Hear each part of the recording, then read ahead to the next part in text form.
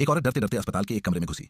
Doctor ने हैरानी से उसकी ओर देखा, लेकिन बिना कुछ बोले हाथ के इशारे से उसे चुप रहने को कहा और तुरंत पलंग की तरफ गया और कंबल उड़ा दिया। तभी एक आदमी तेजी से कमरे में आया और डॉक्टर से पूछा, क्या आपने यहाँ कोई सुनहरे बालों वाली औरत देखी है?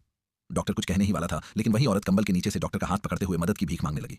डॉक्टर ने तुरंत बात को भांप लिया और झूठ बोलते हुए कहा, हाँ, एक औरत आई थी, शायद वो अगले कमरे में गई है।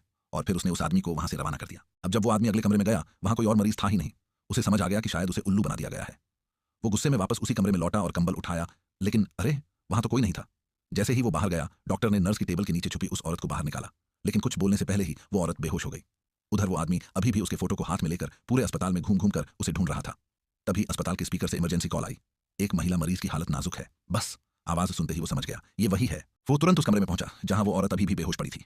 बाहर नर्स से पूछा, अब कैसी है? नर्स ने जवाब दिया, अब उसकी जान को कोई खतरा नहीं है। ये सुनते ही वो अंदर जाने लगा। तभी डॉक्टर ने उसे रोकते हुए कहा, अगर एक कदम भी अंदर रखा तो पुलिस को बुला लूंगा। आदमी गरज के बोला, मैं उसका पति हूं, तुम्हें रोकने का कोई हक नहीं। डॉक्टर ने शांत आवाज में कहा, वो आज यहां है तो सिर्फ उसी आदमी की वजह से, यानी आप। अब उस आदमी को समझ आ गया कि अब कुछ करना बेकार है। रात को वो फिर उसी कमरे में एक डॉक्टर के भेस में घुस आया।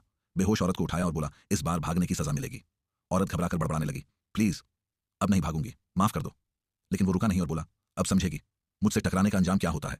तभी असली डॉक्टर कमरे में आया और अपनी कोट से एक छोटा सा रिकॉर्डर निकाला। आदमी समझ गया, अब तो गया काम से।